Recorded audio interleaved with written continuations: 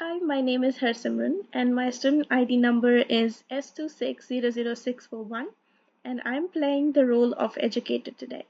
Hi, my name is Som Sonangai. My student ID is S2502225 and I'm playing the role of parents today. Today we are presenting our inclusive, accessible and culturally responsive early childhood classroom design. Okay, let's start. Yeah. Good morning. Welcome to Sunshine Early Learning Center. My name is Simran and I'm one of the educators here in the preschool room. You must be Som, right? It's lovely to meet you today. Thank you so much for coming in. Good morning, Simran. Yes, I am Som. Thank you for having me. I'm quite excited but also a little nervous. My son Arjun is 4 years old and we are only moved to Australia from India very recently, and just few weeks ago. His English is still developing, and I just want to make sure he will feel comfortable here. Please don't worry at all, Som. This is completely understandable, and I want you to know that we are very much set up to support children and families in exactly urgent situation. Our center is guided by the Early Years Learning Framework, which places a strong emphasis on each child's cultural identity, sense of belonging, and well being. And that absolutely includes children from Punjabi Indian background. I would love to take you on a tour of our room today so you can see everything for yourself. Shall we begin? Yes, please. I would love that. So let's start right here at the entrance. This is our family welcome wall. If you look here, you will see greetings written in many different languages, including Punjabi, Hindi, English, Arabic, Vietnamese, and etc. We believe that when a child and their family will walk through that door and see their own language on the wall, it sends a very powerful message that you belong here. Oh, wow. I can see Namaste written here. This is so beautiful. Arjun would love seeing that. But I do wonder how will you and the other educator communicate with me if there is language barrier? Such a great question. Just next to Welcome Wall, we have our family communication area. We use translated newsletters, picture based notices, and we also have access to interpreter service within the need. The Belonging, Being, and Becoming framework highlights the critical role of family partnerships in child's learning. We see you as a co educator of Arjun. We also have a family tree displayed here where every family is represented, and we encourage families to contribute photos, stories, and even recipes from their culture. Would you like to add something about your family? That is really lovely. I would love to contribute something, maybe a photo or maybe Punjabi greeting card. We would absolutely love that. Arjun will feel so proud seeing his family represented on our wall. Now, let me take you for a walk to this area. This is our Indigenous Corner, which we are very proud of. In Australia, it is incredibly important that all children, including children from migrant and refugee backgrounds, learn to respect and appreciate the First Nations people of this land. This corner features Aboriginal dot art panels, the Aboriginal flag, the Torres flag, story stones, and Dreamtime storybooks. This is interesting. I have heard about Aboriginal culture, but I do not know much about it. Will Arjun learn about this here? Absolutely. Under the National Quality Standard, Quality Area 1, we are required to embed Aboriginal and Torres Strait Islander perspectives across our curriculum in meaningful and respectful ways. We do acknowledgement of our country each morning at the group. We read Dreamtime stories, and children can explore the dot art materials here. It also helps Arjun understand that Australia is a country that values many different cultures, including his own. I really appreciate that. In India, we have great respect for our indigenous community, so this feels very familiar to us. That is beautiful connection to make. We love when children can draw links between their own culture and they learn here. Let's move to our reading corner. As you can see, we have a large collection of books, and importantly, we have books available in Punjabi, Hindi, English, and several other languages. We also have bilingual books, Oh, books that show the same story in two languages side by side, which is wonderful for children who are developing English as an additional language or dialect. this is exactly what I was hoping for. Arjun loves book at home, but he gets frustrated when he cannot understand English once. Will an educator sit with him to read in Punjabi? Where possible, yes. We also encourage families to come in and read a story in their home language. We call this our family reading program. Research by Cummins shows that when children maintain and develop their first language, it actually supports the acquisition of English. So we never ask children to leave their home language at the door. It is a resource and an asset. The EYLF Outcome 5 is all about children being effective communicators, and that includes communicating in their home language. I would love to come and read a Punjabi story to the room sometimes if that's okay. We would absolutely welcome that. The children love hearing stories from different cultures and languages. Now, let me show you this lovely space, our sensory and calm corner. This is the quieter, softer area of the room with cushions, a cozy couch, gentle lighting. We also have a visual daily schedule displayed on the wall using pictures rather than words so that all children, regardless of their language background, can understand what is happening throughout the day. This is such a good idea. Arjun gets overwhelmed sometimes when he does not know what is coming next. He had some difficult days at his previous center before. He felt lost and anxious. We completely understand that, Som. That is exactly what this space is designed for. Transitions and routine predictability are so important for children's emotional regulation, especially for children adjusting to a new country, new language, and new environment.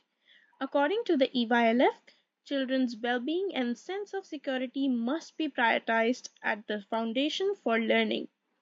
If Arjun ever feels overwhelmed, he is always welcome to this corner. Look at the schedule, hold one of our sensory toys, and take a breath. Our educators check in regularly with all the children throughout the day. This makes me feel so much better. I was worried he would feel lost, but this sounds very thoughtful. Thank you so much for that. That's amazing. Come and look at our arts and craft table as well. We have a wide variety of materials here, and we make a deliberate effort to include art materials and techniques from many cultures. For example, we have done a Rangoli pattern, which are traditional in Punjabi and Indian culture, mandala coloring, Aboriginal dot painting, and Chinese brush painting. Art is such a powerful language for children, especially children who are still developing verbal communication in English. Arjun loved drawing and painting, and it makes me so happy when you say you guys doing Rangoli and other cultural things as well. But he would be so excited about Rangoli too. We do at home for Diwali and Baisakhi. How wonderful is that? We celebrate Diwali here at the center as part of our cultural celebration program. We learn about the significance of this festival, make rangoli, and share foods. This connects to the Racial Discrimination Act 1975, which underpins our commitment to ensuring every child's cultural background is respected and celebrated, never ignored or minimized. We also ensure our artwork and displays around the room reflect diverse cultures so that every child sees themselves represented. Now, this is one of our children's favorite spots, the dramatic play area. As you can see, we have a cultural kitchen set up here with pots, pans, and pretend food items from many different cuisines, including rice, dal, roti, noodles, and sushi. We also have a dress up rack with traditional clothing from different cultures and a display of diverse family figures, dolls representing different ethnicities and family structures. Oh wow, I love this. I used to do the same whenever I used to be a child. We used to do lots of dramatic play, and Arjun loved pretending to cook at home. Will he be able to play freely here, or does an educator direct the play? Great question. We follow a child led approach here. Arjun is free to explore however he feels comfortable. Play based learning is at the heart of EYLF, and research consistently shows that dramatic play supports language development, social skills, and cultural identity in young children. Our educators observe and gently extend children's play. For example, if Arjun is pretending to cook dal, an educator might sit beside him and say the word both in English and Punjabi. This is called a scaffold, and it supports bilingual development in a very neutral and respectful manner. I love that approach. It does not feel forced at all. Just over here is our construction area. I get you. We have a large range of open ended building materials: wooden blocks, magnetic tiles, loose parts, and recycled materials. We also have a picture instruction card displayed at the height of a child so that children can follow building ideas without needing to read English text. Arjun loved building things. You won't believe he built an entire Gurudwara out of blocks at home once. That is really amazing. We would absolutely encourage that here as well. Construction play based build problem solving and collaborative skills. Under NQS Quality Area 1, our educational program must be responsive to each child's strength, interest, and abilities.